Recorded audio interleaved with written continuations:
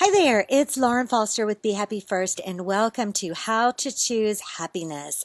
It is Christmas Eve 2019 and has been just a really eventful year for me, for my family, for nearly everyone that I'm in communication with. So likely it was a very eventful year for you as well.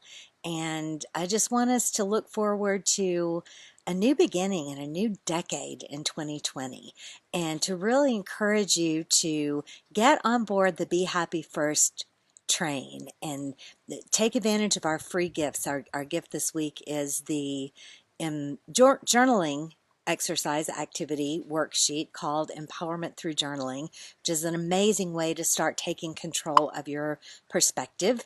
And Merry Christmas Eve to you, Tammy, my darling, darling partner. So get connected with me and Tammy and the Be Happy First team. Be sure to like the Be Happy First page so that you get notified when we do these shows every Tuesday and Thursday.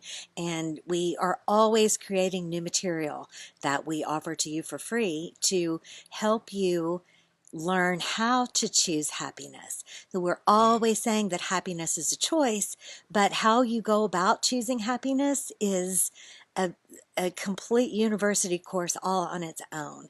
And so every single week we're giving you new tips and tools and tricks and processes by which you can take control of your perspective and take control of the place that you're placing your attention, the emotions that you are allowing or disallowing. And what we're going to talk about a lot in today's lesson is how you can't feel two things at one time. You can't think two things at one time. So you can't be mad and happy at the same time. You can't be sad and happy at the same time. And so you get to choose the things that you're paying attention to, and therefore the way that you're feeling. And and a lot of material has arrived in my inbox this week, as it always does. So I have some things that I want to read to you and share with you today, all about this subject. So in the month of December, we've been talking about the power of words. And a quick review: in the first week, we delved a little bit into the Four Agreements by Don Miguel Ruiz, and we talked about the first agreement, which is to be impeccable with your word. And then in week 2, we taught you a 4-step test to put your words and your actions through in order to see if you are planting seeds and casting spells that will have the effect that you want. If you want to choose to cast spells that are uplifting and make the people around you feel loved and enriched and inspired, or if you want to use your words to tear down and to cause dissent and to, cast spells of anger and black magic spells and sow seeds of dissent. And so that test is it true? Is it kind? Is it useful? And does it improve upon the silence? And wrapped up within that is a a message of learning to appreciate quiet, whether you are alone or with other people, and just being together in the absence of sound. And then last week we talked about specific words that are empowered and disempowered. We talked about how if you could rephrase the sentence, I can't do this because I have to do that, into my schedule won't fit that because I've chosen to do this, and to not use your words to give away your power, to use your words to create the world that you are wanting to create. And so this week we're going to talk about stories. We're talking about the stories that we tell each other and the stories that we tell ourselves. If you think about it, when there's a cessation of all activity and a cessation of all noise, you will have a constant pitter-patter of chatter in your brain. And these are tapes that are playing over and over in your head. And a lot of times, these are not empowering stories. These are stories of the way things were, the way things are in ways that don't please us. And so if we can make a conscious decision to write a new program, to install new software into our brain so that we are telling empowered stories, then you can change the whole climate of your day and the whole climate of your life. And if you do this day after day, it's not a one-time fix. You can't just say, oh, I'm telling a different story from now on and be done with it, because your brain doesn't work that way. You're always going to be tempted to go back to the patterns that have been established over your whole life. And so learning to choose your perspective and tell a new story takes diligent daily effort. And we're here to help you with that. And, our Chrome extension is a daily journal, a daily electronic companion that you can use to help keep yourself on this path of learning a new way of thinking. So Abraham-Hicks are some of my favorite teachers, and the way that they present things is so well done that today I want to read a couple of things to you that are that again came across my desk. So this one says that you are to trust in the well-being, and well is with capital letters. So substitute that for God, substitute it for source, for spirit, whatever the word that you use for the energy that is beating your heart. Trust in that. Trust in that well-being. In optimism, there's magic. In pessimism, there's nothing. In positive expectation, there's thrill and success. In pessimism, or awareness of what is not wanted, there's nothing. What you're wanting to do is redefine your relationship with the stream. We don't ask you to look at something that's black and call it white. We don't ask you to see something that is not as you want it to be and pretend that it is.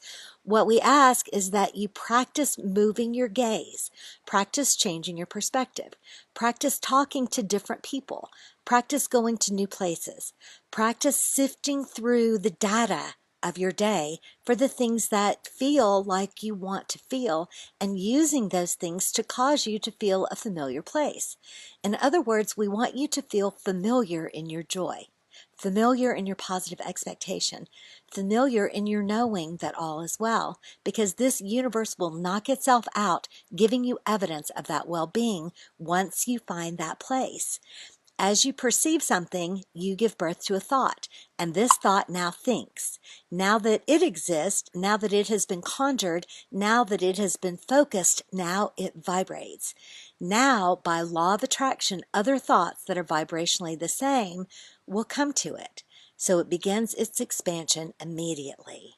So when we find ourselves, it's so easy to come back from a trip and talk to your best friend and tell her all of the things that went wrong, all of the bad weather, all of the traffic, all of the lines that you had to stand in, all of the ways in which your schedule got off course, or you disagreed with the people you were traveling with, and on and on and on about all the things that were not as you wanted them to be. Or you can let those things flow on by and remember the things that went awesome, how much fun you had visiting different places, how much enlightenment you got by meeting new people and hearing new stories and experiencing different things. And so ask yourself the story that you're telling. When I first created Be Happy First University, and this week I would tell a story that was perfectly true of a day. I would pick a day and tell a story that was perfectly true, but that focused on all of the bad things that happened. And then I would turn around and tell the same story with all of the good things that happened, all the things that I could love and enjoy. And I don't do it anymore because I don't even want to feel bad for the length of time that it takes me to tell the story in the bad way. I am so in love with being in love with my life that I'm unwilling to step off that path for even a moment if I can help it. So think about the stories that you're telling. Think about the slant that you're putting on things. Think about where you're putting your attention and what you're choosing to remember and shine a light on. So the second thing that I wanted to read you is from the book Ask and It Is Given, also by Abraham-Hicks. And I'm not actually going to read it because it's a very familiar story to me. I can just tell it to you. So imagine that someone had described to you a beautiful city that is not a big city, but a perfect city that has the kind of work that you want, that has the kind of environment that you want, that has the kind of stores you like to shop in and the kind of climate that you like to live in. And you could so easily picture yourself living in this city happily ever after for the rest of your life. But then they say, oh, I forgot to say there's a big, giant, deep, and dangerous pothole on 6th Avenue. Most of us have not been given information by people who know to talk about everything that's beautiful and leave the things that are not desirable aside. And so instead of focusing on the beautiful city, all we can talk about is the pothole. All we can focus on is the pothole. And all of the beautiful things fade into the background while we're putting our focus on this one thing that's not right. You know, and you can apply this to anything in your life. I laid to rest my dear, dear brother this week. And while there is so much sadness and so much grief and heartache around that, that's not the only thing that's happening in my life. Now, I do indulge myself with moments of allowing myself to miss him and allowing myself to feel the pain of knowing that I can't just pick up the phone and call him anymore. But my beliefs are that now I can just tune into the place where he is and I can hear his voice anytime I want. And while that one thing in my life is not as I would love it to be right this minute, so many other things are. You know, and so maybe you are diagnosed with a sickness, an illness. So yes, your body has this one thing that's going wrong, but all of the other functions of your body are going right. And we sometimes allow the sickness, the disease, the dis-ease become the pothole on which we focus all of our attention. And we let that become the star instead of remembering all the things that we have to appreciate and to be grateful for and to love. And in that environment, the pothole drifts into the past. The disease can be cured. The illness can be cured. And the heartache over losing loved ones can be healed as well. So ask yourself this week, what types of stories are you telling? What kind of tape is playing in your mind? Before you have a catch-up conversation with your friend, make up your mind that you're going to share all the things that are amazing. You're going to create a conversation that is uplifting for yourself and for your friend. Now, again, we're not asking you to say that things are the way you want them to be when they're not. But you can always turn your attention to the things that are going right in your life and tell that story instead. Begin to tell the story of how you want things to be. Begin to tell the story of the life you are creating, not the life that has gone before, that has been behind you. So, this is our message here at Be Happy First. I hope you will join us again on Thursday for the How to Choose Happiness show. And you know, I'm inspired to share this as well. There's a giant debate in the world about, oh, what is happiness? Well, there are as many definitions of happiness as there are seekers of happiness. So what means happiness to you is completely unique to you, and you get to choose. This is the next couple of days I will be spending all alone here with my animals in my beautiful mountain, instead of, as a lot of the world are, being out at parties and, you know, gathered with family. Now, this doesn't mean I don't love parties and I don't love gathering with family, but I would rather gather with them in smaller groups where we can have real conversations and there's not the pressure of the holiday. And I would rather be here in perfect peace celebrating on my own for these days. And that is a choice that I make and that I get to choose. And you get to choose as well how you're going to spend each of your days.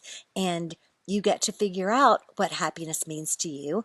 And you get to figure out which tools and life mastery skills you need to acquire in order to create that kind of life that's exactly what you want it to be, where you have the work that you want, that's generating the money that you want, where your relationships are rich and satisfying and intimate and fulfilling, where your lifestyle has all of the adventure that you want, all of the leisure time that you want. You are supposed to have an amazing life, and you can. It's just a matter of choosing. And picking your path. So I hope that you'll join me on Thursday, and I hope that you will remember that happiness is a choice. And until we meet again, you can choose to be happy first. I'll see you Thursday.